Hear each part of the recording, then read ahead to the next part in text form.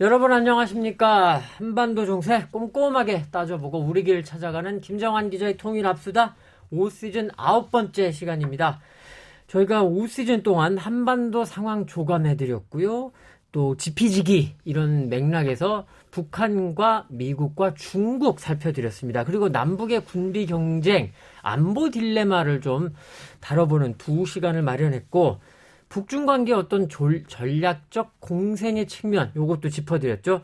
그리고 지난 시간엔 이달 12월이면 이제 집권 10년이 되는 김정은 체제 중간 평가 또 해드렸습니다. 자, 오늘은요 이전보다 좀 더 기대를 많이 해주셔도 됩니다. 지금 우리 대한민국 국민이라면 대통령 선거 관심이 엄청나시죠? 그래서 오늘 마련했습니다. 여야 주요 두 후보의 대북 정책, 또 외교 안보 정책, 공약, 기조, 요게 뭔가 조금 저희가 살펴드리는 시간을 마련했습니다. 제가요, KBS 1라디오, 3라디오, 그리고 북녘 주민들도 들으시는 한민족 방송에서 이 통일 사용 설명서라는 프로그램을 진행하고 있는데, 오늘 이 시간은 좀 요약을 해가지고 이 1라디오, 3라디오 한민족 방송에서도 내보낼 계획입니다. 자, 두 분 소개해드립니다. 먼저 여당 더불어민주당 이재명 후보 쪽에서 이 김진양 평화경제특보 나오셨습니다. 안녕하세요, 김 특보님. 네, 반갑습니다. 초대 반갑습니다. 그리고 국민의힘 윤석열 후보 쪽에서는요, 김천식 외교안보통일위원 나오셨습니다. 안녕하세요, 김청원님. 네, 안녕하세요. 우리 김진양 특보님은 얼마 전까지 개성공단 지원재단 이사장을 지내셨고요. 우리 김천식 위원님은 통일부 차관을 역임하셨습니다. 자, 두 분 제가 참 다 좋아하는 분들이고 두 분도 인연이 있는 분들인데, 그래도 오늘 좀 치열하게, 그렇지만 우리 시청자분들, 유권자분들이죠, 잘 아실 수 있게 좀 좋은 의견들 많이 좀 교환해 주시면 고맙겠습니다. 자, 첫 번째 순서 이겁니다. 우리 시청자, 유권자들이 꼭 알아야 되는 이재명, 윤석열, 이재명 후보의 통일 외교 안보 정책. 제가 핵심을 3분을 드릴 테니까 좀 요약을 해주시면 되는데, 발언 순서는요, 동전 던지기로. 아까 저희가 녹화 전에 좀 약속을 했는데, 우리 이율곡 선생님은 이제 우리 김천식 차관님이, 그 다음에 이 동전 100원짜리는 우리 김지장 특보님이 선택하셨습니다. 자, 100원이 나왔습니다. 자, 우리 김진양 특보님이 이재명 후보의 통일 외교 안보 정책 3분 드립니다. 잘 요약해서 시청자들께 알려주십시오. 네, 먼저 기회를 주셔서 고맙습니다. 이재명 후보의 통일 외교 정책 한마디로 기조는 실천과 실용입니다. 이 실천과 실용은 국민 행복을 지향합니다. 실천과 실용을 어떻게 하겠다는 것인가? 남북관계는 다른 기조보다도 가장 핵심은 남북 간의 약속과 합의는 반드시 실천하겠다는 겁니다. 약속은 지키고 합의는 실천하겠다는 이야기인데요. 한반도 문제의 핵심은 전쟁 상태의 분단을 평화 상태의 통일 지향으로 나가는 것입니다. 네. 그렇다면 70여 년 전쟁 상태를 끝내고 실질적인 국민 행복의 물적 토대인 평화를 만들겠다는 것인데, 그 핵심은 이미 남북 간에는 매우 엄청난 합의들이 있습니다. 네. 새로운 뭔가를 추구하겠다는 것이 아니라 6.15, 14, 4.27, 9.19 평양선언, 이 정상 간의 4대 합의만이라도 네. 제대로 실천하는 것이 신뢰를 구축하고 평화를 만드는 것이다. 네. 그 실천의 과정은 진짜 다양한 엄청난 것들이 많겠죠. 예. 하나하나 다 이야기할 필요 없을 것입니다. 남북 간의 약속과 합의를 반드시 실천하겠다는 것이 기본 기조다. 두 번째, 실용적 관점을 하나 말씀드리고 싶습니다. 소위 말하는 실용주의적 통일 외교를 천명을 일단 구상을 발표를 했습니다. 북핵 문제의 실용적 접근, 내지는 평화경제체제 수립으로 실용적 남북 상생 추구, 내지는 실용적 대북 정책, 실용 외교, 그리고 국익 중심의 국민 행복에 기하는 실용, 이런 이야기를 합니다. 네. 실용이 다 들어갔죠. 실용. 예. 이 이재명 후보의 실용이라는 게 어떤 거냐면요, 한마디로 국익 중심, 국민 행복, 네. 실질적 평화에 도움이 되는가 안 되는가가 실용의 기본 원칙입니다. 그래서 1분 남았습니다. 이데올로기, 관념 내지는 명분, 당위에 치우쳐가지고 국민적 삶과는 괴리된 그런 관념적 정책 공약 말고 진짜 국민의 행복한 삶을 바꿀 수 있냐 없느냐. 여기에 부합하는 실용적 대북 정책, 실용적 외교를 추구하겠다. 다시 말합니다. 이재명은 합니다. 네. 실천과 실용을 기조로 삼는 것이 바로 이재명의 통일 외교안보 정책의 전략적 기조다. 이 말씀을 드리고 싶습니다. 일단 원론적인 이제 말씀으로 이해를 하는데 여기서도 딱 드려야 될 여쭤봐야 될 질문들이 딱딱딱 지금 눈에 보입니다. 이제 그 얘기는 차츰 하기로 하고 자 이번에는 윤석열 후보 국민들께서 요거는 꼭 알아주셔야 합니다 하는 거 우리 김천식 차관님 역시 3분 드리겠습니다. 예, 감사합니다. 그 윤석열 후보의 외교안보의 핵심은 국익을 추구하는 것입니다. 네. 지금 북한이 핵무장을 했고 국제정치는 급변하면서 이 불안한 정세 속에서 우리 국가의 안전을 확고히 보장하고 경제 번영을 추구해서 진보를 달성하고 또 자유롭고 개방적인 선진 문명 사회를 지향하는 것, 네. 더 나아가선 자유민주 통일국가를 이루가는 이 좌표를 분명히 설정하고 그걸 추구하기 위한 방향이 이제 외교의 방향이라고 할 수 있겠습니다. 예. 지금 여야 보수 진보를 떠나서 한반도에서 평화를 정착시키고 나아가 평화 통일을 이룩해야 된다는 데 대해서는 다 공감을 하고 있습니다. 우리가 보기에는 당면한 실천과제로서 남북 관계를 정상화시키는 게 필요하다. 네. 지금 북한이 핵무장을 해서 우리를 위협하고 있고 남북 간의 단절과 대립이 계속되고 있는 그런 상황입니다. 네. 이건 비정상입니다. 그렇죠. 그래서 북한의 비핵화를 이루고 남북 간의 개방과 소통을 통해서 평화 번영하는 그런 방향으로 나아가는 것이 남북 관계를 정상화시키는 것이다. 이렇게 생각을 하고 있습니다. 네. 우선적인 과제는 지금 안전을 지키는 것입니다. 안전. 안전을 지키는 것입니다. 북한이 핵무장을 했고 우리를 공격할 수 있는 능력을 보유했고 또 핵을 가지고 우리를 위협하고 있는 그런 상황 속에서 우리는 어떤 경우에도 한반도에서 전쟁이 일어나서는 안 되겠다. 네, 네. 그래서 우리의 자주 국방력을 강화한다든지 한미 연합전력을 강화한다든지 미국의 해구산을 확보하게 하는 그런 걸 통해서 절대로 북한이 전쟁을 일으킬 수 없도록 억제하는 게 우선적인 과제고. 1분 남았습니다. 예, 둘째는 이제 비핵화를 달성을 해야 되겠는데 네. 지금 문재인 정부 5년의 실험을 보면은 비핵화 없이는 아무것도 안 되게 돼 있다. 평화도 안 되고 경제 협력도 안 되고 남북 간 신뢰 구축도 안 된다. 그리고 우리 남북 관계 사회에서 많은 노력이 있었지만은 북한 핵 문제 때문에 이게 다 좌절됐거든요. 그렇죠. 그래서 네.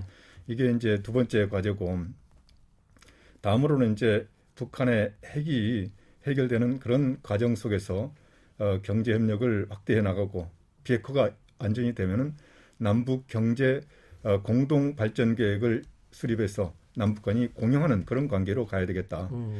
그리고 이제 우리가 통일을 이루고자 하면은 가장 중요한 것이 남북 간의 민족 정체성을 계속하는 것, 네. 그리고 동질성을 회복해 나가는 것, 이런 게 대단히 필요한 10초 남았습니다. 제일 중요한 정책인지도 모르겠다. 그래서 남북 간의 소통을 좀 개방과 소통을 추진해 가겠다. 그래서 언론 출판의 교류라든지 방송 개방이라든지 문화 교류 그리고 남북 간의 인적 교류를 확대해서 민족 정체성과 또 민족 동질성을 회복해 나가는 그런 노력을 해야 되겠고 여기까지 또, 듣겠습니다. 한마디만 더 하자면 남북 간에 여러 가지 인도적인 문제들이 있는데 그렇죠. 우리가 북한 주민들의 인도적 상황을 개선하기 위해서 재난이 발생했을 때 재난 지원을 한다든지 아니면 식량을 지원한다든지 임산부 영유아에 대한 영양 지원을 한다든지 이렇게 해서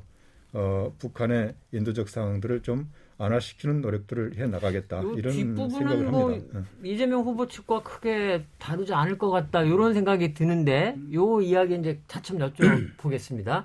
자, 지금 두 분 말씀을 통해서 다시 말씀드립니다만 요건 김지장 특보, 김천식 위원님 이 두 분의 개인 의견이 아니라 이재명, 윤석열, 이재명 후보의 의견이다. 이렇게 지금 받아주시면 됩니다. 이거는 후보 진영에서 충분히 논의를 하고 만들고 있는 정책이니까 그렇게 이해를 해주시고요. 자, 지금부터는 공통 질문 그리고 요게 약간 좀 제가 만들어 봤는데 공통 질문을 드리는데 이 공통 질문 속에서 저도 추가 질문을 드리지만 상대방도 또 추가 질문을 드릴 수 있는 요런 시간을 좀 마련하겠습니다. 뭐 너무 많이 할 수는 없고 아주 핵심이 되는 요런 것들만 골랐으니까 우리 시청자분들 또 청취자 여러분 잘 귀를 기울여 주십시오. 자, 이번에는 우리 김천식 위원님께 먼저 좀 드려야겠습니다. 1번 질문은요. 종전선언입니다. 이재명 후보 측에서는 종전선언 자체를 막아서는 안 된다. 윤석열 후보는 현재 종전선언에는 반대하는 입장이다. 이렇게 밝혔습니다. 문재인 대통령은 임기 말인데도 이 종전선언을 어떻게든 해보겠다라는 아주 강한 의지를 보이면서 추진하고 있는데, 자, 윤석열 후보 대통령 당선인이 되셨습니다. 그리고 대통령 집권 임기를 시작하십니다. 종전선언 어떻게 하시겠습니까? 종전선언 그 자체로서는 좋은 거죠. 뭐 한반도의 전쟁을 종전한다고 그러니까. 그러나 종전선언을 덜렁 단독으로 할 수는 없는 것이고 북한의 비핵화에서 실질적인 진전이 있을 때 그 상응 조치로서 종전선언을 하는 게 맞다 이렇게 봅니다. 실질적 진전이라고 하는 것이 북한의 핵신고라든지 동결이라든지 또는 로드맵의 합의라든지 이런 실질적인 진전이 있을 때 비핵화를 이제 종전선언을 하고 그런 비핵화를 위한 실천적인 조치들이 추진돼야 되겠다 이렇게 생각을 하고 있고요. 네. 지금 보면은 문재인 대통령이 종전선언을 하자고 제의를 했지만은 이 당사자들 말이 다 다릅니다. 지금 우리 정부 말이 다르고 미국 얘기가 다르고 네. 북한 얘기가 다르고 또 중국 얘기도 다르고 어떻게 보면은 우리 국내에서도 지금 합의가 안 돼 있는 상황이거든요. 일단 뭐 윤석열 후보께서도 지금 반대하고 계시고 그런 상황 속에서 지금 추진을 하고 있는데 지금 정치적인 선언으로 이걸 하겠다고 말씀을 그렇죠. 하셨잖아요. 예. 그러니까 이제 우리 안보 체제에 전혀 영향을 미치지 않는 정치적 선언으로 하겠다고 그러는데 어떻게 보면은 비핵화와 평화 체제를 위한 정치적 선언이라고 하는 것은 그 전에도 많이 있습니다. 91년에 뭐 벌써 30년이 됐지만은 남북 기본합의서도 그렇죠. 사실은 그런 것이고 네. 또 97년도 사자회담도 네. 그런 것이고 네. 뭐 14선언이라든지 4.27 선언 또 싱가포르 선언도 다 그런 내용들이거든요. 네. 근데 이게 진전이 안 돼 버렸어요. 안 된 이유가 뭐냐면은 상호 조건이 안 맞기 때문에 네. 그런 것입니다. 그런 상황에서 또 한 번 정치적인 선언을 한다고 해서 무슨 의미가 있겠느냐. 오케이. 예, 여기까지 예. 듣겠습니다. 일단 할 말이 많은데 좀 실질적 진전이 있을 때 가능한 거로 보인다. 이제 이 정도로 그렇죠. 조금 예, 말씀을 드렸겠고 네. 뭐 혹시 좀 질문하실 수 있으면 하셔도 됩니다. 질문보다 이 말씀을 좀 드리고 싶은데요. 한반도 문제의 근본 문제는 봅니다. 70년 분단의 본질적 속성이 전쟁 상태의 유지. 사실은 국제법적으로 이 한반도는 유일하게 전 세계에서 전쟁적 상황이 안 끝난 땅입니다. 그렇죠. 저는 기본적으로 북한이 적인 이유가 북한이 적이어서 전쟁을 하는 겁니까? 아니면 전쟁 중이기 때문에 북이 적인 겁니까? 저는 후자라고 봅니다. 무슨 뜻이냐? 우리의 헌법 정신에 평화와 통일이 있어요. 헌법 가치죠. 전쟁 상태를 종식시키고 평화를 만들고 분단 상태를 극복해서 통일로 나아가는 것이 국가의 기본 헌법 정신이에요. 네. 전쟁 상태를 종식하는 것 자체가 평화의 실천이고 평화의 실천일 수 있습니다. 시작일 수 있습니다. 무슨 뜻이냐? 자, 평화를 위해서는 말입니다. 비핵화도 해야 되고요. 네. 남북의 교류 협력도 해야 되고요. 경제협력도 해야 되고요. 인적 교류도, 사회문화 교류도, 종전 평화협정도 다양한 것들을 다 할 수 있어야 됩니다. 네. 우리는 지금까지 30년간 말입니다. 한반도 평화의 모든 문제를 비핵화에만 갖다 놨어요. 비핵화는 소위 말해서 CVID, 완전한 비핵화는 50년, 60년, 70년 걸립니다. 실제로 그렇지 않습니까? 예, 예. 그럼 50년, 60년, 70년간 완전한 비핵화가 되기 전까지 종전도 남북 교류도 아무것도 안 할 겁니까? 인도주의 협력 안 할 거예요. 그래서 동시 병행입니다.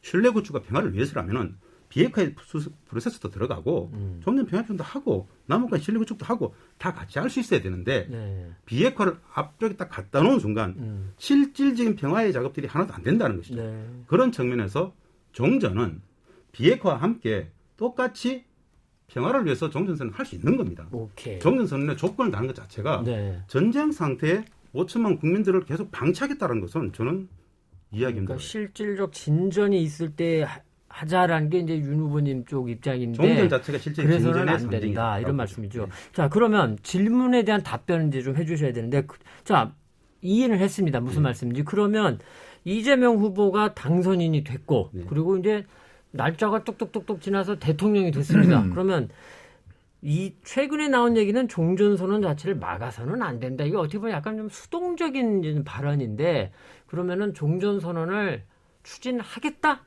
이렇게 이해도 되나요? 기본적으로 전쟁을 끝내겠다는 것에 대해서 사실 누구도 그걸 반대할 사람은 없어요. 네. 조건의 문제이겠죠. 중요한 것은 종전 자체가 평화의 자그마한 시작이자 실천이라고 본다라면은 네. 민의의 전당이 있죠.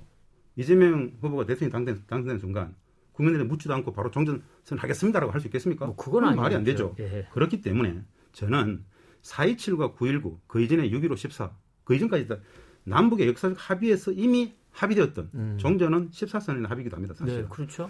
남북의 약속은 지키고 합의는 실천하겠다는 취지 속에서 네. 국회에다가 4.27 국회 비준 동의라든가 아. 종전선언 문제에 대해서 국회가 의결을 해달라 요청해서 국회가 수많은 토론을 거쳐가지고 민의 전당에서 종전이 필요하다고 종전선언 결의를 하면 그걸 가지고 근데 제안한다라든가 이런 프로세스들을 가져가야 말씀 중에 죄송합니다. 우리의 이 국회 경험으로 보면 그렇게 국회에서 뭔가를 이렇게 해 주시오 할 때 과연 국회에서 제대로 진행이 이 됐느냐? 문제와 관련해서 말입니다.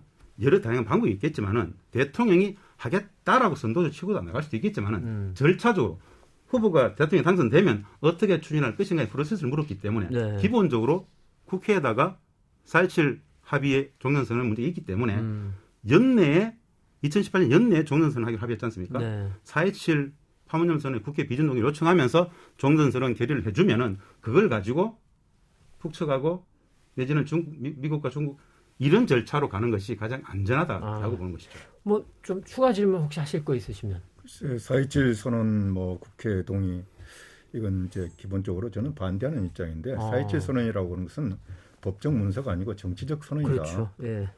그리고 또 한 가지 이제 4.27 선언의 중요한 부분이 파기가 됐습니다. 남북 공동 사무소 이거 연락 사무소가 예. 파기가 된 그런 상황인데 폭파시켰죠. 파기된 예. 일부 파기된 이 문서를 가지고 동의를 한다. 음. 이게 좀 맞지 않는 것 같고요. 다음에 이제 그 한반도의 질서를 규정하고 있는 유일한 법적 규정이 휴전협정입니다. 유일한 법적 근거입니다. 이게 한반도 질서를 규정하고 있는. 그런데 지금 이거 종전 선언을 하면은 그 휴전 체제를 관리하고 있는 여러 가지 요소들이 흔들릴 가능성이 있다는 것이고. 역시 주한미군 유엔 사령부 예. 그런 게 이제 흔들릴 가능성이 있는 것이고. 그렇게 흔들릴 가능성이 있다고 하는 것은 북한의 얘기를 들어보면 안다는 것이죠. 북한이 문재인 대통령이 종전 선언을 하자고 하니까 그래 좋다. 그런데 종전 선언을 하려면은 소위 그 상호 존중하고 또 적대시 정책을 철폐하고 이중 기준을 없애라 이렇게 얘기를 했는데 이중 기준을 없애라고 하는 얘기는 뭐냐면은 자기들의 핵 미사일 개발에 대해서 시비하지 말라는 얘기거든요. 네. 그것은 핵무장을 인정을 하라는 것이고 네. 적대시 정책을 처리하라고 하는 것은 뭐 우선적으로 나오는 것은 소위 그 제재결의죠. 제재를 해제하고 또 우리가 하고 있는 군비 증강 또는 한미연합훈련 또 한미동맹관계 유엔 사령부 해체 이런 걸 싹 하라고 그러는 것인데 이건 현재 우리 안보 체제를 구축하고 있는 중요한 요소들이거든. 알겠습니다. 그래서 그 이걸 저희가 일방적으로 이전 시간에도 다룬 적이 있어서 그래서 이런 걸 좀 차근차근 보면서 해야 되지 않느냐. 이게 이제 알겠습니다. 우리 입장입니다. 자, 종전선언은 좀 정리를 하면 윤석열 후보 측은 실질적인 비핵화의 진전이 있을 때 그것은 한번 우리가 검토해 볼 수 있다. 이런 말씀이시라 대통령 당선인이 되거나 임기를 시작해도 적극적으로 지금 문재인 정부처럼 하지는 않을 것 같다. 이렇게 볼 수 있을 것 같고요. 반면에 이재명 후보 측은 이거는 평화로 나가기 위해서 이른바 입구에 놓고 비핵화를 촉진할 수 있기 때문에 이거는 해야 된다. 다만 절차적으로는 이제 당선인이 되고 대통령이 되면 국내 여론을 또 하나로 모으기 위해서 국회가 좀 힘을 모아줘야 된다. 이렇게 좀 말씀하셨다. 이렇게 좀 정리를 해보겠습니다. 자, 종전선언과도 연결된 아주 30년 가까이 우리를 괴롭히고 있는 질문이 있죠. 문제, 북한의 핵 개발 또 보유입니다. 두 후보의 관련 공약이나 발언을 보면요. 이재명 후보는 문재인 정부를 이은 더 적극적인 중재자 역할을 하겠다 이렇게 강조를 하고 계시고 그러면서 스냅백이라고 하죠. 조건부로 제재를 완화하고 그런데 북한이 그걸 지키지 않으면 제재 원위치시키겠다.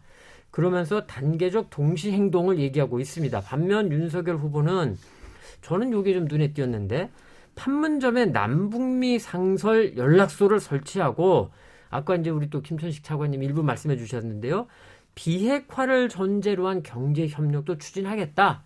그리고 국제 공조 강화 또 단계적 로드맵 제시와 함께 북한이 핵으로 위협을 하니까 우리는 거기에 맞서서 확장 억제 요걸 강화하겠다. 지금 이렇게 말씀하셨습니다.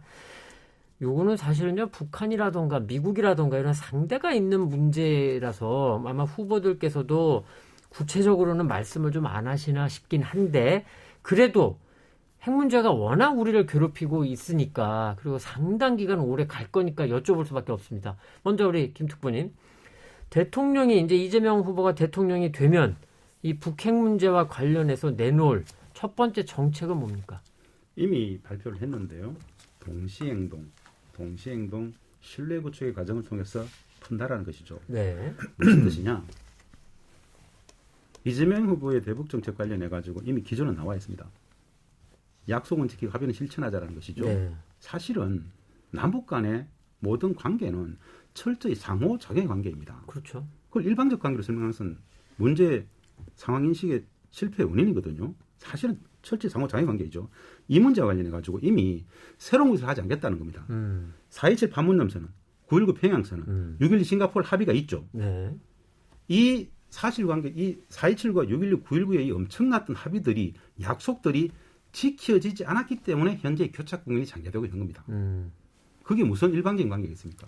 그 많은 약속들 안 지켜졌잖아요. 네. 합의는 실천되지 않았잖아요. 네. 그 상호작용 관계들이 위기로 점정했단 말입니다. 네. 그렇다면은 당시에 이미 6.12 북미 간의 싱가포르 합의도 나옵니다. 상호 신뢰 구축의 과정이 비핵화 문제를 정진할 수 있다고 그랬어요. 네. 즉 비핵화 문제가 수십 년이 걸린다는 것을 인정한 거예요. 신뢰가 구축되는 과정 속에서 비핵화도 차근차근 진행된다라는 건데 말이에요. 네. 그래서 한반도의 완전한 비핵화와 종전 평화협정이 함께 동시타결이 됐던 겁니다. 이런 약속들이 안 지켜졌죠. 네. 자, 여기서 이제 쟁점이 나오죠. 그 약속들은 누가 안 지켰습니까? 뭐 양쪽이 다 안 지켰죠. 그렇죠. 예. 사실은 북미의 문제 본다라면은 싱가포르 합의가 지켜지지 않았잖아요. 네. 228 하노이 노딜 왜 노딜 됐습니까? 미국은 아무것도 안 가져갔잖아요. 그 약속과 합의들을 다시 지키자는 뜻이죠. 네. 저는 그래서 동시행동 실리구직이 제일 중요하다. 이것은 이재명 후보의 약속이죠. 저는 기본적으로 우리가 북한 핵 문제 30년 걸렸는데요. 북핵 문제의 근본 해법은 다른 게 아니라 봅니다. 북이 핵을 가진 이유에 대한 성찰을 통해서 문제를 풀 수 있다고 봅니다. 이른바 북한 북한이 핵 문제의 느끼는 예. 안보 위협. 북한 핵 문제의 본질은 북미 간의 적대 관계가 문제의 본질이잖아요. 네. 그러면은 북이 핵을 가지지 않아도 되는 조건을 만들어주면 핵 문제는 해소가 됩니다. 무슨 뜻이냐? 우리는 지금까지 야 너네들 핵을 포기해라 그랬죠. 네. 야 너네들에게 실질적인 변화를 보장할 테니까 핵을 포기해라라고 해야 이야기가 된단 말입니다. 네. 적대 관계를 유지하면서 휴전협정 체제 속에서 적대 관계를 유지하면서 미국은 북에 대해서 핵 선제 공격 전략을 갖고 있으면서 북에게 핵을 포기하라 그러면 하지 않죠. 저는 그래서 말입니다. 진짜 북이 핵을 가지지 않아도 되는 조건을 만드는 것이 비핵화 해법인데 요약하면 한반도의 완전한 비핵화를 통한 평화가 아니라 평화의 과정 속에서 비핵화를 추동하는 선호가 바뀌어야 된다. 그러니까 지금 굉장히 그 말씀은 뭐 그럴 수 있겠네 하는데, 근데 굉장히 여기서 이제 예민한 이런 질문이 나올 수밖에 없습니다. 자, 아니 당신은 그러면 지금 북한이 핵을 조건이 맞으면 핵을 포기할 거라고 생각한다는 말이에요? 이런 질문을 드려야 되거든요. 북이 핵을 포기할 것인가? 예. 북이 핵을 왜 가지죠, 근데?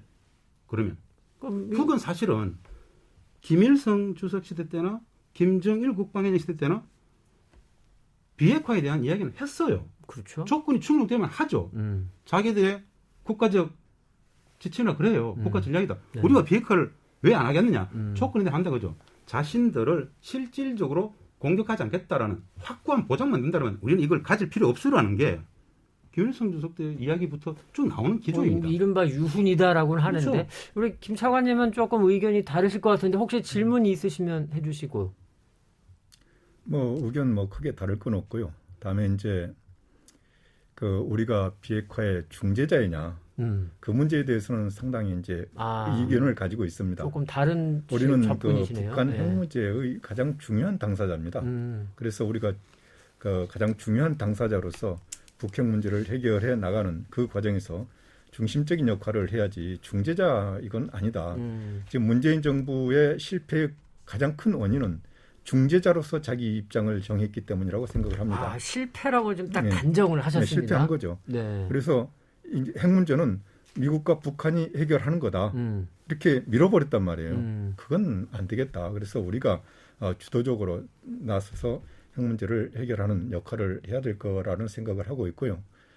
다음에 이제 그러면 이제 제가 드린 질문에 대한 그 답변을 그럼 이제 좀 해주시면 될 것 같은데, 이 흐름상 보니까 네. 그러면 윤석열 후보도 이제 그런 생각이신 거지 않습니까? 지금 우리 김 차관님 말씀하신 우리는 중재자가 아니고 당사자다. 네. 우리가 적극적으로 해야 된다. 네. 그런 맥락에서 뭐 국제공조 강화라든가 단계적 로드맵 제시 뭐 이런 말씀을 하신 건데, 그러면 자 윤석열 대통령이 되셨습니다. 첫 번째 북핵 정책 뭡니까? 북핵 정책은 이제 몇 가지로 볼 수 있는데 북핵을 억제하는 정책이 하나 있을 거고 비핵화의 정책이 있을 겁니다. 예. 지금 북한은 핵무기를 완성했다고 그랬잖아요. 그걸 예. 또 소형화했다고 그랬고 지금 전술 핵무기를 개발하겠다고 그렇죠. 했습니다. 예. 그리고 남한을 공격할 수 있는 단거리 미사일을 아주 고도화시켰습니다. 네. 그리고 북한은 여러 가지 방법으로 핵을 남북관계에서 활용을 할 수 있다고 하는 것을 의지를 보이고 있습니다. 네. 그렇기 때문에 우리로서는 북한이 핵미사일을 남쪽으로 한 발이라도 쏘지 못하게끔 억제하는 그런 억제력을 갖추는 게 우선적인 과제일 것 같고요. 예. 그다음에 이제 비핵화와 관련해서 비핵화 노력을 해야 되는데 북한 핵이 왜 나왔느냐? 여러 가지 원인이 있지만은 그 냉전 체제가 붕괴되면서 북한이 체제 붕괴 위기를 느꼈습니다. 그렇죠. 자기들 체제의 안전을 위해서 핵을 개발했기 때문에 핵을 개발하는 것이 체제 안전에 별로 도움이 안 된다. 오히려 부담이 된다. 이런 생각을 할 수 있도록 해줘야 되는 거거든요. 그러면은 결국은 대북 제재 압박을 더 강화해야 한다. 핵을 가지고 있는 것이 체제 안전에 도움이 안 되고 오히려 부담이 된다는 거. 실질적으로 그렇단 말이에요. 네. 핵무기를 지금 손에 쥐고 있지만은 심리적으로 뭐 자긍심을 느낄지 모르지만은 경제는 더 어려워지고 30년하고 30년 전과 똑같습니다. 네. 그리고 북한 주민의 민생고가 어떻게 보면은 김정은 정권의 안정을 위협하는 유일한 요소입니다. 지금 북한 체제를 외부로부터 제압하거나 또는 그 붕괴시킬 요인은 별로 없습니다. 그래서 북한이 체제 안전에 도움이 안 되는 이 핵을 버리겠다고 하는 생각을 가질 수 있도록 국제사회가 강력하게 의지를 가지고 또 강력한 압박과 또 하나는 강력한 인센티브를 같이 이제 제공을 해야 됩니다. 그렇게 압박과 해서 인센티브. 예. 그러니까 그냥 압박과 강한 그 인센티브가 아니고 강한 압박과 강한 인센티브 이걸 제시를 해야 되는데 그거를 윤석열 정부는 이끌어 나가겠다. 그렇죠. 그렇게 하고 또 한 가지 이제 중요한 것은 비핵화에 대한 개념 정의가 지금 안 돼 있습니다. 네. 네? 지금 비핵화 얘기하는데 비핵화의 개념 정의가 안 돼 있단 말이에요.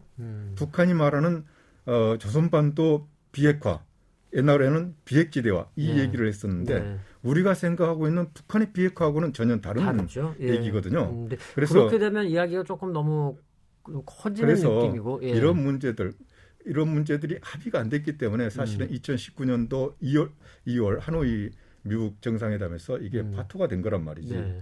그래서 그 개념 규정부터 좀 정확하게 해야 그래야 이제 그 어떤 단계로서 이 문제들을 해결해 갈 수 있다 하는 그런 로드맵이 나오는 거거든요. 지금 네. 이제 이재명 후보 측과 윤석열 후보 측이 조금 미묘하게 달라지는 게 일단 이재명 후보 측은 이제 중재자론을 받아들이면서 더 그거를 적극적으로 하겠다. 이제 그런 입장이신 것 같고 그리고 북한이 핵을 갖게 된 그 이유를 이제 두 분이 비슷하게 지적은 해주셨는데 조금 다른 각도에서 보고 계신 것 같습니다. 여기서 이제 방금 방송에 나가는 문제이기 때문에 정리를 해야 되는 문제가 네, 예, 말씀하시죠. 최근에 이재명 후보께서 밝힌 게 있어요. 네. 북핵 문제의 중재자가 아니라 더욱더 적극적인 당사자성을 갖고 임해야 된다는 이야기를 한 적이 있습니다. 그래서 기존 정부, 현 정부의 중재자론 이것보다는 네. 좀 더 능동적으로 적극적으로 주체적으로 이 문제를 해결할 수 있도록 북도 김정은 위원장도 만나고 바이든 대통령 만나겠다고 이야기한 적이 있죠. 그건 8월에 하셨던 거는 그때는 그때 8월이었고요. 야, 이 이야기가 예. 최근 2주 전에 나왔던 이야기들입니다. 그래서 북핵 문제에 대해서 능동적으로 적극적으로 방관자가 아니라 네. 중재자가 아니라 직접 해결하겠다. 이 이야기들을 좀 강하게 어필했다는 사실을 지적하고 싶어서 말씀드렸습니다. 알겠습니다. 자, 우리 청취자 여러분, 지금 요 김진양 특보님 그리고 김천식 차관님 말씀하시는 비슷한 것 같은데 또 미묘하게 다른 그리고 좀 점잖게 지금 말씀들을 하시는데 이게 아마 경론을 벌일 수도 있는 그런 주제들인데 요거를 그냥 우리 시청자 유권자분들은 윤석열 이재명 윤석열 요런 정도 차이가 있구먼 요렇게 조금 이해를 해 주시면서 저희와 계속 가겠습니다. 자, 지금 우리 김 특보님 말씀 중에 이재명 후보가 뭐 바이든 대통령과 김정은 위원장을 만나겠다 이런 말을 했다고 하셨어요. 그거는 이제 8월에도 했던 말씀이기도 한데 바로 그 문제를 조금 여쭤보겠습니다. 일단 이재명 후보 쪽에서는 뭐 김 위원장 만날 수 있다. 그렇죠. 이제 이렇게 밝혔고 그런데 윤석열 후보 쪽에서는 보면은요. 6월 말인가요? 그 연합뉴스 TV인가와 인터뷰에서 만날 수 있다라고 한번 말씀을 하셨어요. 그런데 그 이후에는 김정은 위원장을 만나겠다 혹은 만날 수 있다 뭐 이런 추가적인 언급이 좀 없거든요. 그래서 지금 이제 그거를 조금 여쭤보고 싶습니다. 자, 먼저 아까 이제 답변을 하셨으니까 먼저 이번에는 우리 또 김천식 차관님께 윤석열 후보가 대통령이 되면 남북 정상회담 어떻게 하시겠습니까? 그러니까 계속 좀 지금 모호한 입장으로 보이는데 뭐 딱 부러진 말씀은 좀 안 하시면서 모호한 그런 입장으로 가실 건지 아니면 어떤 조건이 되면 할 수 있다로 보시는지 아니면 아까 말씀하신 것처럼 비핵화의 실질적 성과가 있기 전까지는 나 안 만나겠다. 어떤 입장이 있을까요? 글쎄 지금 왜 그 입장이 모호하게 보였는지 모르겠는데 정상회담 할 수 있으면 하는 거죠. 할 수 있으면 한다. 네. 예. 그리고 지금 북한의 권력 구조의 특성상 그 유일 영도 지배 체제이기 때문에 김정은 위원장이 뭐 거의 결정을 하기 때문에 그렇죠. 그 판단이 제일 중요하단 말이에요. 그래서 또 그 한반도 상황이라든지 남북 관계 이런 여러 가지 문제들을 봤을 때 남북 정상회담은 뭐 필요하다고 봅니다. 필요하고 북한이 동의한다면은 언제라도 만날 수 있는 거죠. 북한이 동의를 동의한다면은 한다면 언제라도 만날 수 있고 만나서 한반도의 평화 문제라든지 민족의 장래 문제 그리고 같이 번영하기 위한 여러 가지 방안들에 대해서 허심탄회하게 논의를 할 수 있다.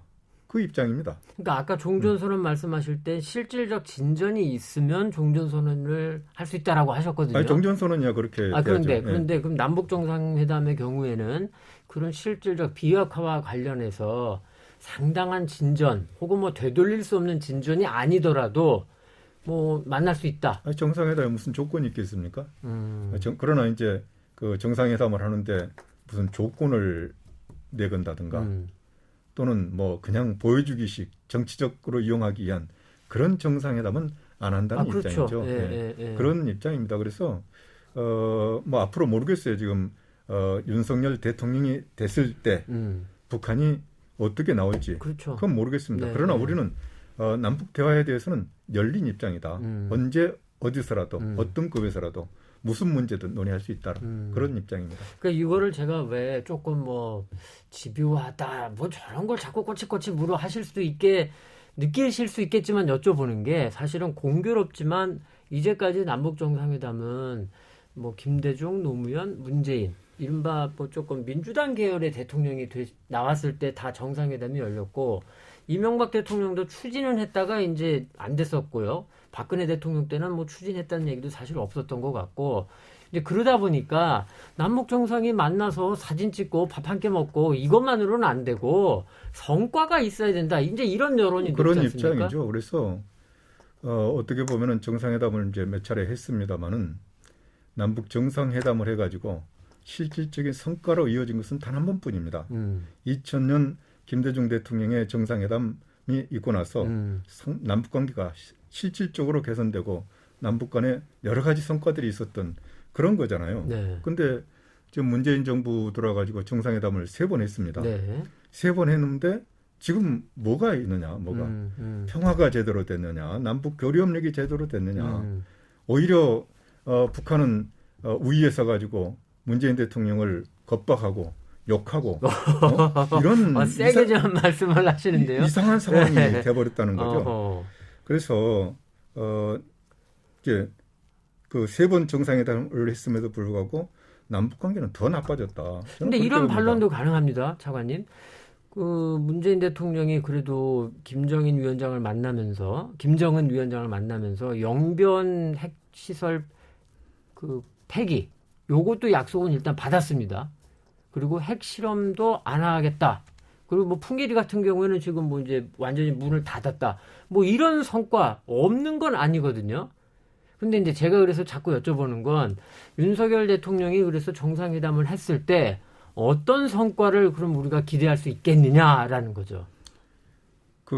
일단 조건 없이 만난다고 그랬으니까 네. 만나는 북한이 동의한다면은 만날 텐데 거기서 비핵화의 실질적인 진전을 이루기 위한 논의들을 해야 될 것이고 한반도 평화 체제를 굳건히 하기 위한 여러 가지 논의들이 있어야 될 것이고 남북 간의 뭐 번영을 위한 그런 노력들이 있어야 될 것이고 다음에 또 남북 간의 인도적인 문제들을 해결하기 위한 그런 논의들이 있어야 될 것인데 지금 어떤 성과가 나올지는 알 수가 없는 거죠. 알 수가 없는 것인데 그런 여러 가지 아젠다들을 놓고 논의를 할 거다. 그리고 의지는 분명하다. 그런데 정상회담 해놓고 이렇게 꽝인 그리고 오히려 북한이 우리를 억누르려고 하는 그런 결과가 나와서는 안 되겠다. 그래서 문재인 대통령의 3번의 정상회담은 그렇게 좋은 결과로서 남지 않았다고 하는 것은 분명하다는 말이죠. 객관적으로. 뭐 여기서 질문이 좀 있으실 것 같은데요. 지금 왜냐하면 질문이 아니라 네. 아니 윤석열 후보가 네. 남북 관계를 주종 관계다 이렇게까지 조금 아주 세게 말씀을 하셨기 때문에 좀 우리 김특보님이 뭔가 좀 반론성 질문을 하실 것 같은데. 반론성 질문이 아니고요. 남북 관계 내지는 한미 관계, 북미 관계 이 총체적인 남북미 관계를 바라보는 인식이 참으로 많이 다르구나. 특히 윤석열 후보 같은 경우에. 네. 예를 들어서 방금 이 질문이 있었죠. 윤석열 후보는 뭐 남북 정상회담 할 거냐. 원칙적으로 열려 있죠. 네. 북이 할까요? 남북 정상회담은 우리가 하고 싶다 하는 게 아니죠. 북이 하고 싶다 하는 게 아니죠. 남북이 만나는 것이 남북 정상회담 말입니다. 그렇죠. 회담이란 말입니다. 네. 북이 일관되게 했던 이야기가 있어요. 그냥 만나서 식사나 함께 하는 게 정상회담이냐? 뭔가 성과가 있어야 되냐, 겠냐? 그렇죠. 네. 라고 하는 게 정상회담의 승립 조건이에요. 그건 우리 뭘 할 국민들도 것인가? 그렇게 생각해요. 맞죠? 예. 근데 실제로 현재 윤석열 대표가 이 후보가 이야기하고 있는 많은 북측 관련 뭐 이렇게 정책 과제들 보고 있으면 예를 들어서 사실 대결주의 정책이에요. 제압하겠다는 거 아닙니까? 네. 극복시키겠다는 거예요. 네. 사실은 그래요. 네. 비핵화를 제일 앞에 걸었죠. 그렇단 말입니다. 네. 실질적인 관계 진전, 평화의 실천적인 관계 진전 속의 한 부분의 비핵화가 아니라 비핵화를 잘 앞에 걸었어요. 네. 그럼 그렇게 만나오죠. 만나지 않죠. 상호작용이에요. 그러니까 지금 우리만 생각할 것이 아니라. 김 특보님이 아주 재밌게 이 쓰리 쿠션으로 지금 윤석열 후보를 지금 디스를 하고 계신데 아무리 윤석열 후보가 대통령이 돼서 만나겠다고 해도 북한에서 만나려고 안 할 거다. 이제 이렇게 지금 말씀을 이런 해주신 기조로서는 거예요. 만날 수가 없죠. 성립이 돼야 되는데. 그래서 우리 손은 맞닿아야 소리가 난단 말입니다. 일방적 인식이 아니라 북이 뭘 원하는지, 우리가 뭘 원하는지 합의점을 찾았을 때 정상회담이 가능한데 현재의 기조, 정책 기조로서는 정상회담이 성립되기 굉장히 힘들 거다라는 이야기를 그러면 똑같은 질문이에요. 네. 물론 이재명 후보는 뭐 바이든 대통령도 만나고 김정은 위원장도 만나겠다라고 적극적으로 말씀을 하셨는데 사실 지금 북한과 미국의 입장을 보면 한국에 대해서 둘 다 그렇게 썩 탑탁해하거나 이런 입장이 아닌 것 같아요. 맞습니다. 그래서 한 남북 정상이 만났다. 네. 우리가 북한 김정은 위원 이재명 대통령이 김정은 위원장한테 어떤 합의와 약속을 이끌어냈을 수 있을까? 어떻게 보면 윤석열 대통령이 만나도 별로 그냥 그랬을 수 있다면 이 지금의 상황이라면 뭐 이재명 대통령도 별다를 수 있겠어? 이런 반론도 가능하죠. 제가 아까 이 말씀을 드렸죠. 이재명 후보의 남북관계 대북 정책의 핵심은 약속은 지키고 합의는 실천하겠다는 이야기였죠. 네. 새로운 걸 하지 않겠다. 즉 현 정부 이전에 노무현, 김대중 그 이전도 마찬가지입니다. 1991년 노태우 정부 당시에 남북기본 합의서도 좋고요. 네. 72년 7.3 남북 공동성도 좋아요. 칠산남북 남북 간에 네. 역사적인 6대 합의가 있는데 실제는 안 됐잖아요. 사실은. 안 됐죠. 악순환이었잖아요. 네. 정상회담을 왜 하는가? 전쟁적 상황의 이 분단의 악순환을 평화의 선순환으로 만들기 위한 수단으로서 남북 정상회담을 하는 겁니다. 남북관계 평화의 결과로서 정상회담이 있는 게 아니에요. 남북의 정상회담을 통하지 않고서는 한 발짝도 못 나아가는 적대적 관계가 분단 관계 아닙니까? 네. 그렇다라면은 4.27과 9.19 마찬가지로 저는 현재 조건 이재명 후보가 이재명 대통령이 북측이 할 수 있는 이야기는 그러고 봅니다. 4.27과 9.19의 약속과 합의들이 실천되지 못했기 때문에 현재 위기가 있다고 봅니다. 네. 저는 대한민국 대통령 이재명은 약속은 지키고 합의는 실천하겠습니다. 이재명은 합니다. 남북 간의 4.27, 9.19 약속들 할 수 있는 것들은 실천해 봅시다. 라고 이야기한다라면 북이 너 할까요? 약속을 지키겠다는데 합의를 실천하겠다는데 그리고 약속은 지키고 합의는 실천하겠다는 이야기는 말입니다. 한미 관계 속에서도 바이든 대통령도 너 할 수가 없어요. 약속을 지키겠다는데. 그래서 진정성 있게 실질적인 평화의 실천 의지를 이야기하면 반응하지 않을 수가 없습니다. 그래서 된다고 보는 거죠. 김천식 차관님은 오랜 시간 30년 가까이 통일부에 계셨지 않습니까? 그래서 북쪽 사람들과 회담도 하고 만나시기도 하고 북한의 어떤 그 협상이라던가 생리도 잘 아시는데 지금 이제 우리 김진양 특보님은 우리가 어떤 진정성을 갖고 약속을 지킨다라고 얘기를 하면 북한이 응해 올 거다. 지금 이제 이런 말씀이신데 어떻게 보십니까? 4.27과 9.19의 합의들을 실천하자라고 이야기가 나온다는 겁니다. 어떻게 보시는지요? 약속을 지켜야 된다는 것은 분명한 그 규범이죠. 그렇죠. 우리가 지켜야 될 규범이고 그래서 남북 간의 합의의 약속을 지켜야 된다고 한다면은 제일 먼저 나올 수 있는 것이 남북 기본합의서에서 약속했던 남북 간의 평화 체제입니다. 그리고 상호 존중과 또 그 상호 불간섭 이런 문제들 그리고 또 여러 가지 교류협력 합의들 그리고 그 6.15 공동선언에서 합의했던 김정일 위원장의 답방 이런 것들이 다 지켜지지 않았고 네. 또 한 가지 이제 북한이 가장 철저하게 파기한 게 한반도 비핵화 공동선언입니다. 그렇죠. 네. 한반도 비핵화 공동선언에서는 핵을 개발도 시험도 네. 생산도 저장도 보유도 배치도 하지 않는다는 그 발원칙이 있고 네. 또 하나는 핵 재처리 시설이라든지 우라늄 농축 시설도 갖지 않는다는 네. 그 합의가 있는데 네. 그것도 완전히 파기했고 그렇죠. 네. 우리는 그 비핵화 공동선언 그대로 지금 지키고 있는 거란 말이에요. 이런 큰 합의들을 지키지 않은데 작은 합의들을 지키지 않았다고 해서 이게 뭐가 안 된다 이런 이제 얘기가 되는 것 같아요. 또 한 가지 지금 그 문재인 대통령의 그 한반도 평화 프로세스를 평가하자면은 북한의 핵 문제 때문에 안 되는 게 많습니다. 그렇죠. 예. 예. 한반도 프로세스의 기본 그 배경이 뭐냐면은 경제 협력을 통해서 신뢰를 구축하고 그렇게 해서 한반도에 평화가 되고 또 평화가 경제를 살리고 이런 경제와 평화의 선순환 구조 그리고 남북 간의 이런 구조가 미북 간에도 연결이 돼서 미북 간의 비핵화가 돼서 그래서 이제 남북 관계하고 미북 관계의 선순환 구조 이게 이제 돼야 되는 거죠. 근데 핵 문제 때문에 경제 협력이 불가능하잖아요, 지금. 우리가 국제사회 일원으로서 국제 안보리 제재 결의를 뛰어넘어서 할 수 있는 게 그렇게 많지 않다. 또 하나 북한이 핵무장을 하고 있기 때문에 우리가 군비 경쟁을 하고 있단 말이죠. 군비 경쟁을 하고 있는데 군비를 확장하고 있는데 이게 또 남북 간의 신뢰 구축이 안 돼 버리는 그런 문제가 있습니다. 그래서 이런 이상한 그 뭐랄까 상황 악화에 빠져 있는데 그래서 지금 북한 핵 문제를 정면으로 걸고 들어갈 수밖에 없는 그런 상황이 됐다.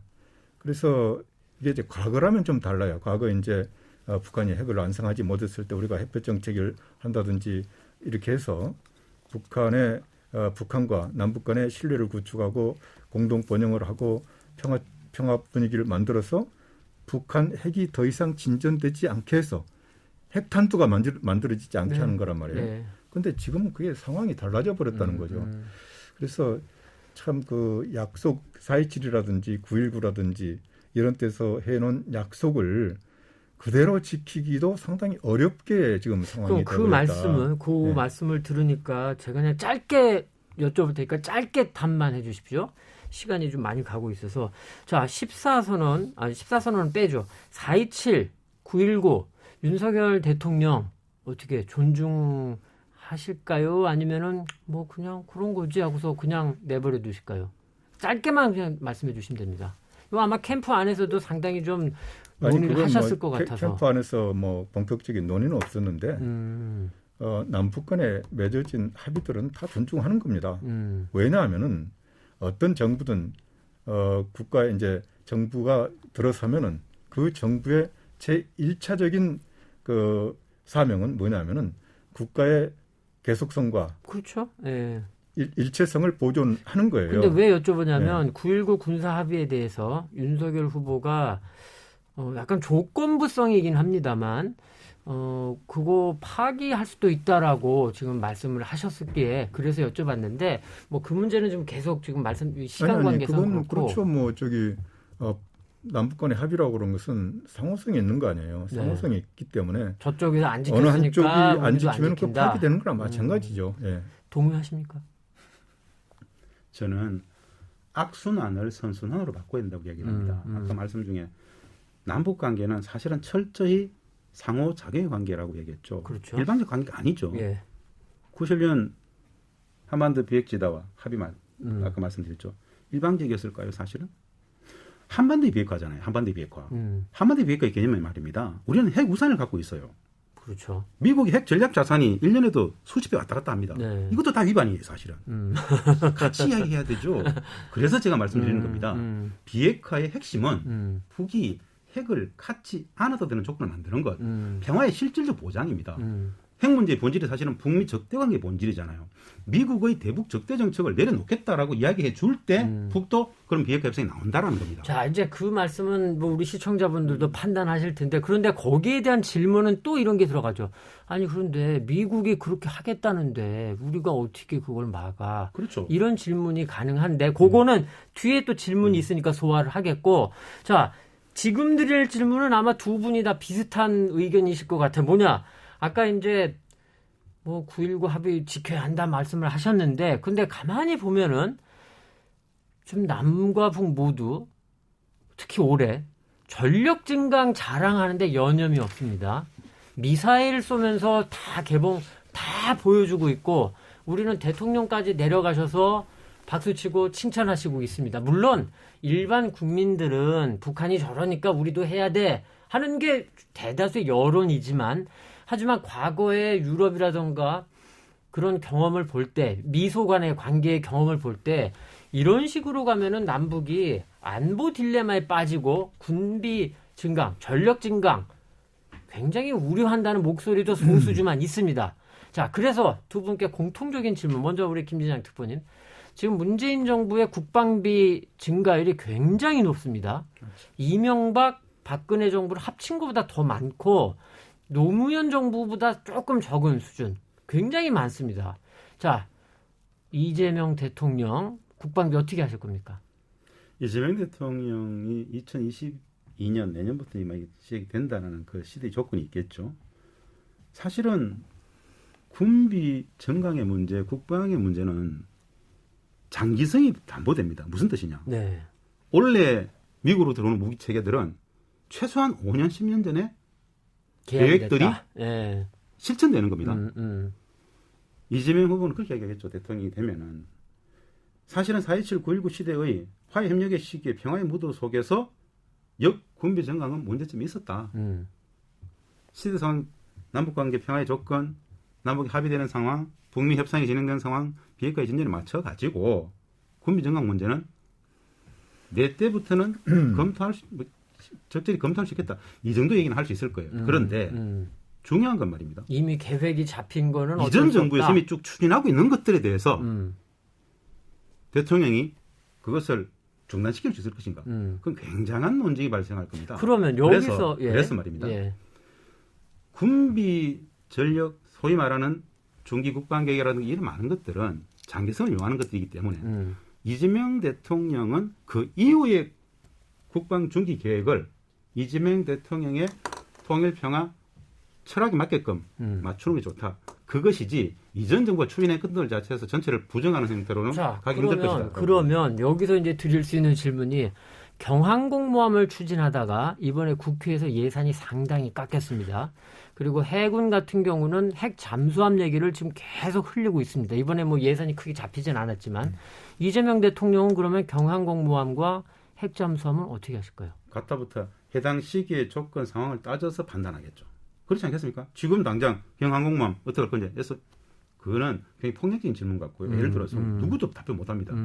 지금 이재명 후보 시절에 저는 경항공모함 추진하겠습니다. 핵 잠수함은 안 됩니다. 말했다라도 2022년 5월 이후의 상황에 안보 상황이 또 그렇죠. 뭔가 있으면 그 상황 시기 조건 상황을 따져가지고 정하는 것이다. 그게 기본 답변 아니지 않습니까? 우리 저 김천식 차관님도 아마 이 질문에 대해서는 두 분이 조금 공감하지 않을까 싶은데, 자, 똑같은 질문입니다. 윤석열 대통령 국방비 어떻게 하시겠습니까? 불가피하다고 저는 보고 있어요. 증가가. 네, 왜냐하면은 그 문재인 정부가 돌아가지고 줄곧 평화 정책을 추구하고 또 평화를 그렇게 뭐 열심히 외쳤는데도 불구하고 지금 현실은 군비 경쟁이란 말이에요. 네. 군비 경쟁이 지금 분명하게 이런 현상을 보면서 문재인 대통령도 상당히 좀 곤혹스러울 거예요. 네? 자기는 줄곧 평화라고 했는데 결과는 뭐 상호 뭐 미사일 경쟁하고 또 뭐 그렇게 여러 가지 무기들을 개발하고 있는데 어떻게 보면은 북한의 핵무장이 군비 경쟁의 문을 열었다고 저는 보고 있습니다. 북한이 핵무장해서 남한을 공격할 수 있는 능력을 보유하고 있고 또는 그런 의지를 여러 차례 보이고 있기 때문에 우리로서는 그걸 막기 위한 여러 가지 수단들을 안 할 수가 없는 거죠. 그거 안 하면 직무유기니까. 그래서 뭐 안 할 수가 없을 것이고 이게 또 일본의 재무장까지 지금 가고 있습니다. 일본도 지금 적기지 공격력을 확보하겠다고 하잖아요. 그리고 뭐 중국도 있는 거고. 세계 어느 나라든 자기 안보가 위협을 받는데 손 묶어놓고 있는 그런 나라는 그런 바보 나라는 윤석열 없거든요. 정부도 경항공모함이라던가 최첨단의 무기 뭐 우리 안 한다라고 말을 안 할 거다. 그러니까 어떤 무기 체계를 갖추고 군비 체계를 갖춰야 북한의 핵을 차단할 수 있는지 가장 효율적인 방법들을 찾겠죠. 그리고 별의별 이상한 뭐 그 방법들이 나오겠고 그게 다 비용이 들어가는 문제입니다. 그렇죠. 그렇게 이제 아무리 이제 그 재래식 군비 경쟁을 해도 불안한 겁니다. 그렇죠. 그게 안보의 딜레마고. 결국은 미국의 해구산에 의존할 수밖에 없는 그런 상황으로 가는 그런 상황으로 돼 있는데 또 북한도 사실은 핵 가지고 있다고 다 끝나는 게 아니거든요. 그렇죠.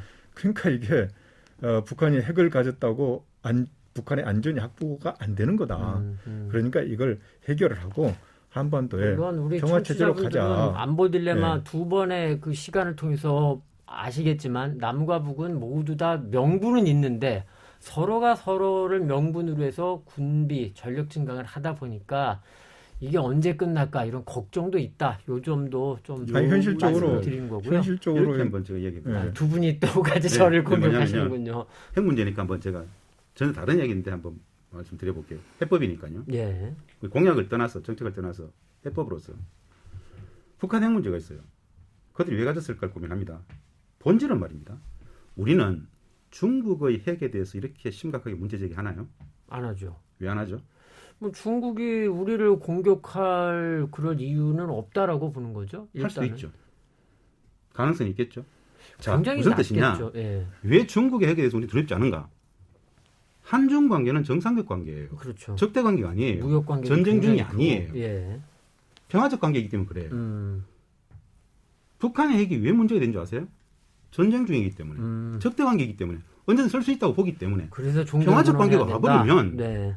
유명무실해지죠. 고민 안 해도 되죠. 네. 그 평화적 관계 속에서 실질적인 비핵화도 추동할 수 있단 말입니다. 러시아와 중국의 핵에 대해서는 우리 아무런 무감각해요. 네.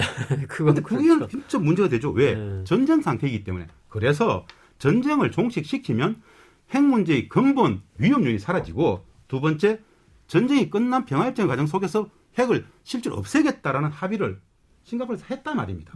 그렇게 가면 되는데 네. 급한 합의를 누가 깼죠? 미국이 깼잖아요. 트럼프 대통령. 저는 그래서 말입니다. 예, 예. 30년 비핵화 정책 담론은 사실은 분단 체제를 유지하기 위한 유령의 덕가도 같은 것이다. 저는 그래서 평화가 진짜 목적이면 평화의 실천 속에서 비핵화를 추동하자고 이야기해요. 네. 비핵화를 통해서 평화를 만들자는 것이 아니라 평화의 조건을 만드는 과정 속에서 비핵화 문제를 추동하자는 게 제 주장입니다. 이제 민주당의 이재명이 아니라 이재명의 민주당처럼 이제 그 개념을 좀 바꾸자는 말씀인데 뭐 혹시 우리 차관님 이 부분에 대해서 하신 말씀 있으면 짧게 해주시고요. 지금 그 북한 핵이 중국 핵보다 더 위험한 것은 저는 이렇게 봅니다. 중국의 핵이 사용되는 것은 제3차 세계대전입니다. 북한의 핵은 네.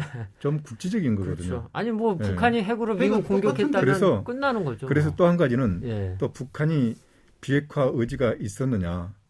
지금 또 2019년 네. 2월달 하노이에서 예. 미국이 요구한 예. 그 비핵화 조치 영변 그걸 플러스 거부를 했지 알파. 않습니까? 예. 영변만 내놓고 다른 것은 감춰두겠다 이렇게 음. 얘기를 하니까 미국으로서도 이건 진짜 비핵화 의지가 없네 이렇게 된 이 거죠. 부분은 일단 좀 얘기 계속 될까요? 돌고 도는 얘기인지라 여기서 좀 마무리를 하고 네. 자 이어서 미중 관계 이 이야기를 좀 여쭤봐야 됩니다. 이게 무슨 말씀이냐? 이런 프레임이 있습니다.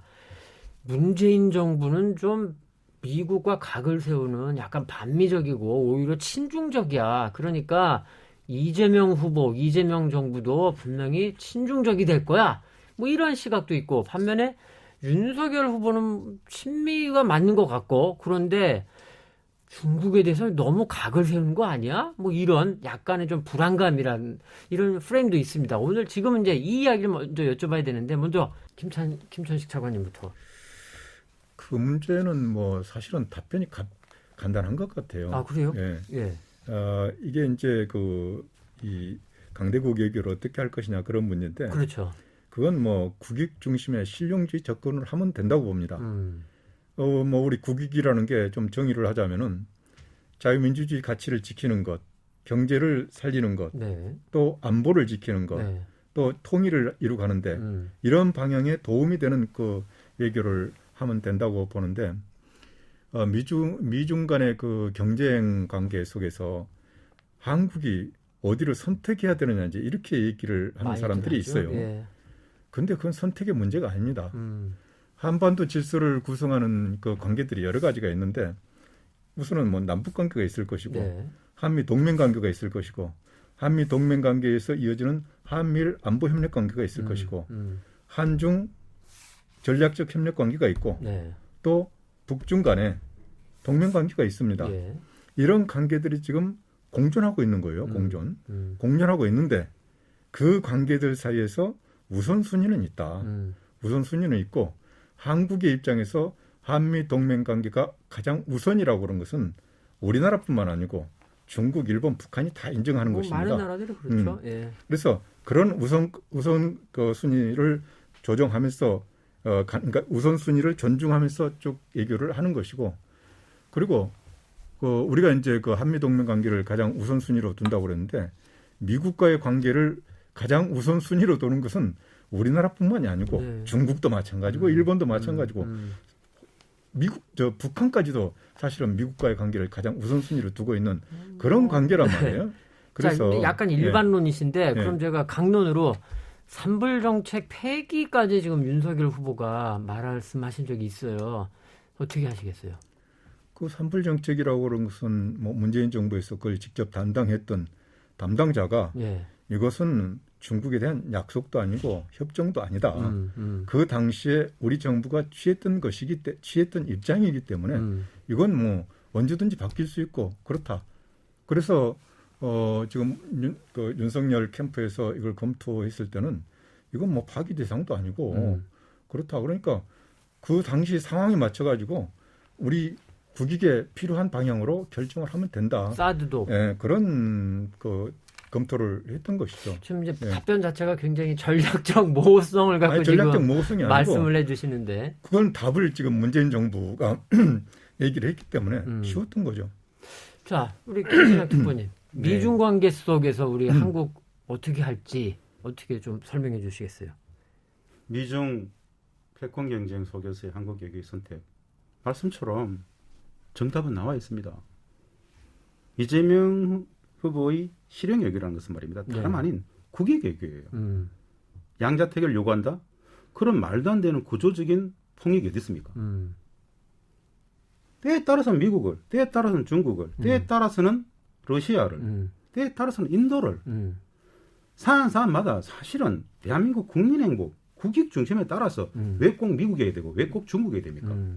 오히려 기존의 70년, 최근 30년 미국과 중국에 너무 편중되어 있지 않습니까? 네. 예를 들어서 말입니다. 가설입니다. 미중 패권 경쟁 속에서 이재명 대통령 당선자가 가장 먼저 가야 될 곳, 미국에 중국에 이렇게 물어요. 그렇죠. 저는 이런 이야기를 해봐요. 네. 그렇게 한다는 것은 아닙니다. 네. 러시아를 먼저 가면 어떻겠습니까? 아. 인도를 먼저 가면 어떨까요? 네. EU를, 영국을. 네. 우리가 이 분단 체제의 프레임에 갇힌 지금 구태의연한 사고에 빠져 있어요. 그래도 최소한 적대적 분단 체제를 평화의 질서, 새로운 질서, 국민 행복에 바꾸는 질서를 만들려면은 외교 또한 마찬가지로 다변을 해야 되죠. 분단 체제가 한미동맹 중심의 외교를 하겠습니다. 새로운 질서라는 것은 말입니다.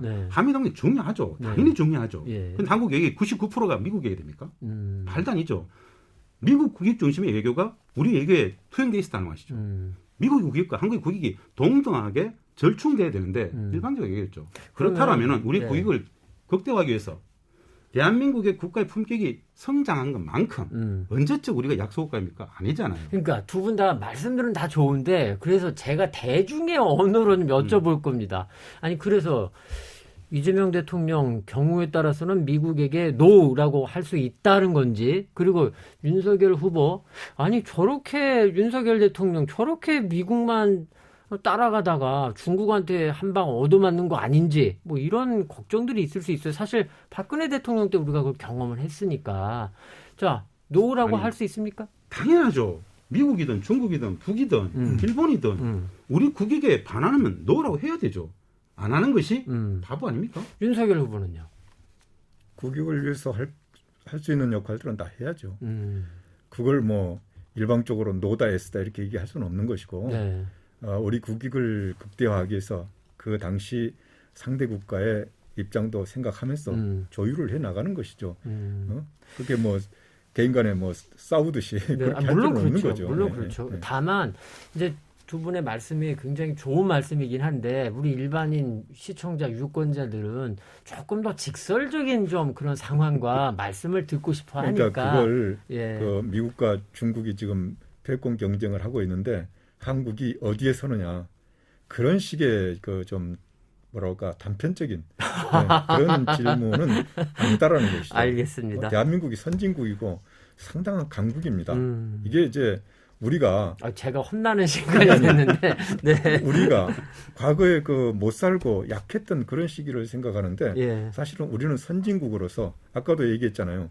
안보를 지키고 경제 성장을 통해서 진보를 추구하고 또 자유롭고 개방적인 선진 문명을 추구하고 자유통일을 추진하는 그런 방향에 맞게끔 이 관계들을 조율을 해 나가는 겁니다. 네. 그래서 그걸 뭐 미국이나 중국이나 우리가 그렇게 쫄이 아니거든요. 알겠습니다. 네. 자, 마지막 질문. 벌써 1시간 예상했는데 1시간 넘었는데 마지막 순서입니다. 다른 게 아니고 조금 심심할 수 있어서 이런 거를 두 분께 요청했습니다.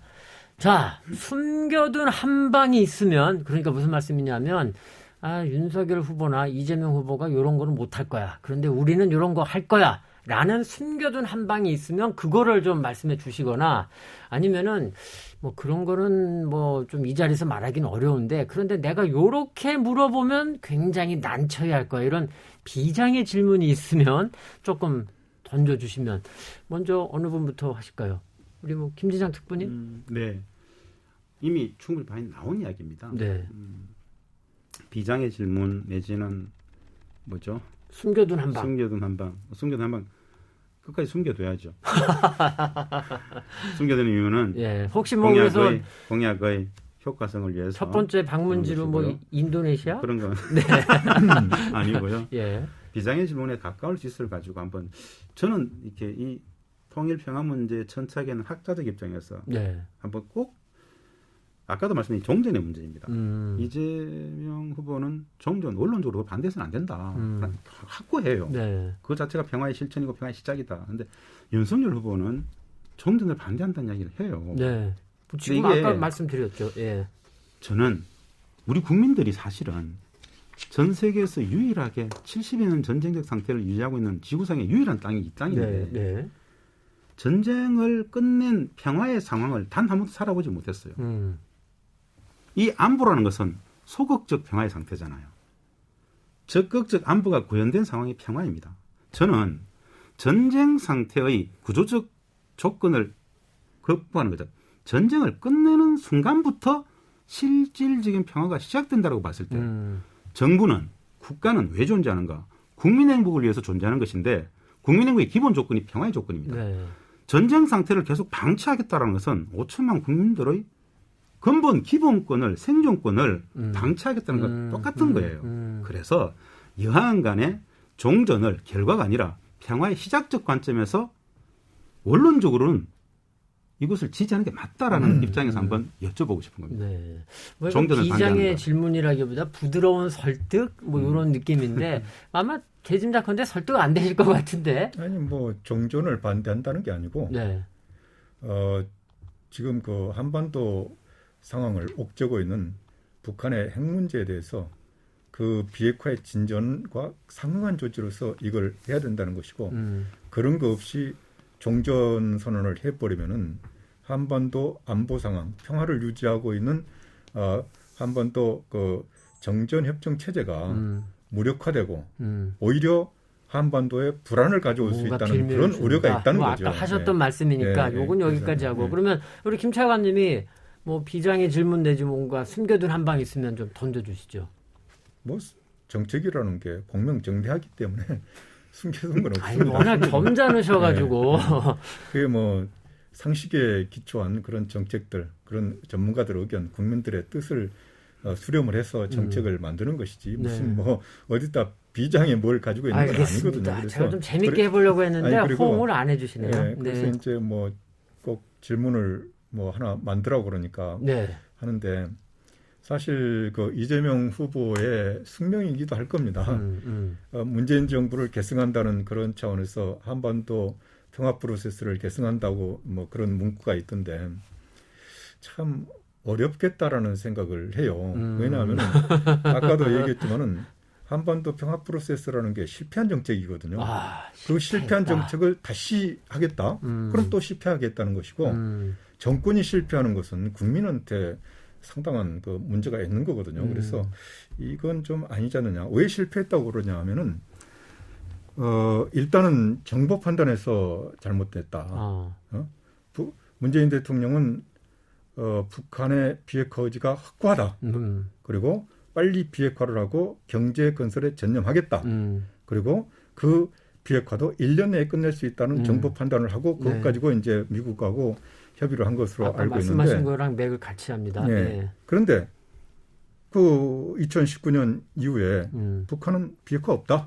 더 이상 비핵화 없다. 그리고 자력갱생하겠다. 정면 돌파전하겠다. 네, 네. 이건 경제에 전념하겠다고 하는 태도가 아니거든요. 역시 이렇게 살짝 우리 차관님이 살짝 쿡 쑤셨어요. 네, 답변해 주시죠. 아니. 그래서 비핵화 그러니까 미국과의 관계가 아니고 미국과의 관계 정상 개선이 아니고 핵으로 미국을 제압하겠다. 이제 이런 태도로 그렇죠. 나오고 있단 말이에요. 네.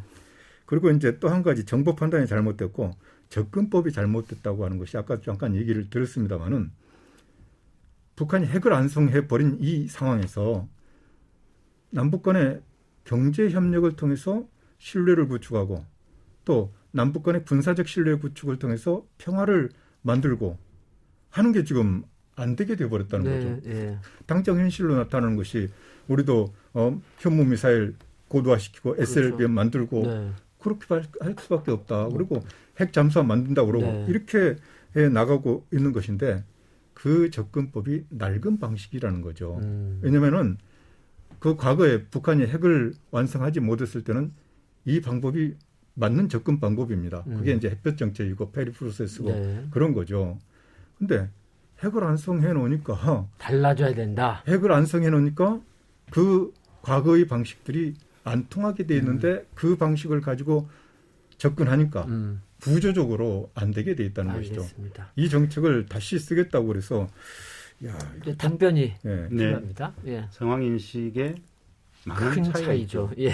분석에도 엄청난 차이가 있고요. 팩트에 대한 독해들도 있는 것 같고요. 실패, 좌절. 그럼 결국 말입니다. 윤석열 후보는 남북관계를 어떻게 하겠다는 건지에 대안이 없어요. 무슨 뜻이냐. 네. 현재의 전쟁적 상태의 분단체제를 유지하겠다는 전략입니다.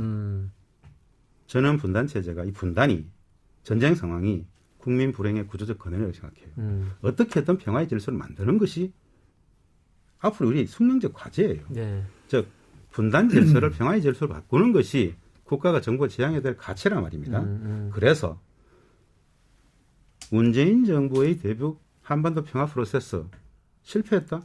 좌절했다? 과정에 있죠. 자, 모든 정책은 개선과 혁신이 필요한 겁니다. 그렇죠. 어떻게 하루아침에 탁 끊어가지고 청산주의적 방식을 할 수 있겠습니까? 남북관계가 70년 역사가 있어요. 나선형이든 뭐든 계속 변화 발전해 왔습니다. 네. 2017년에 그 엄혹했던 전쟁적 위기를 평화의 관계로 쭉 바꾼 나름의 성과도 있습니다. 네. 좌절된 측면이 있긴 하지만요. 네. 그래서 개선과 혁신을 하겠다는 것인데 그대로 답습하겠다는 것이 아니죠. 여한 간에 종전평화협정, 교류협력, 비핵화, 남북 간에 여러 많은 다양한 사안들을 평화주의적 관점에서 국민행복이라는 국익적 관점에서 풀어가겠다라는 게 이재명 후보의 대북 정책이지 문재인 정부를 그대로 답습하겠다? 그건 아니다라는 말씀은 드릴 수 있습니다. 알겠습니다. 자, 김정환 기자의 통일합시다. 오늘 조금 길었는데 뭐 길 수밖에 없었던 점 우리 청취자, 시청자분들 보셨으니까 이해를 해 주실 것 같습니다. 오늘 9번째 시간 더불어민주당 이재명 후보 측에선 김진양 특보님 그리고 국민의힘 윤석열 후보 측에선 김천식 외교안보통일위원님 나와 주셔서 두 후보의 대북 정책 또 외교 안보 정책 쭉 짚어주셨고 뭐 짧게나마 토론도 좀 했습니다. 제가 개인적으로 느끼기에는 우리 시청자 유권자들이 체감할 수 있는 구체적인 정책 공약 요거는 아직 조금 덜 나온 게 아닌가. 뭐 제가 거기까지 꼬치꼬치 캐묻지는 못했습니다만 그런 생각이 좀 드네요. 자, 오늘 저희가 준비한 이 시간은요. 아까도 말씀드렸지만 KBS 라디오 프로그램 통일사용설명서에 주요 내용을 또 편집 요약을 해서 1라디오, 3라디오 그리고 우리 북녘 청취자분들이 들으시는 한민족 라디오, 한민족 방송을 통해서도 들으실 수 있게 하겠습니다. 김정환 기자의 통일 앞서다 4시즌과 마찬가지로 5시즌도 오늘 이렇게 두 분이 정말 많은 말씀들을 해주셨죠. 처음부터 다 보시기가 힘들 테니까 중요한 질문에 대한 답변 바로 찾아갈 수 있게 더보기를 또 하니까 잘 활용해 주십시오. 댓글 남겨주십시오. 제가 다 읽어보고 있고요. 늘 드리는 말씀, 좋아요와 구독은 필수입니다. 자, 오늘 함께 해주신 우리 김천식 차관님, 김진양 특보님, 또 김진양 특보님, 김천식 차관님 두 분 정말 고맙습니다. 고생하셨습니다. 감사합니다. 예. 자, 시청자 여러분, 다음 시간이요. 김정환 기자의 통일 앞서다 5시즌 마지막 회인데 2021년 올해를 좀 평가를 하고 2022년 점검해 보겠습니다. 예상해 보는데요. 아주 특별한 분, 많은 분들이 또 좋아하시는 분을 어렵게 모셨습니다. 이 시간 꼭 기대해 주십시오. 자, 시청자 여러분, 오랜 시간 감사합니다. 고맙습니다. 두 분 수고하셨습니다. 고생하셨습니다. 감사합니다. 예.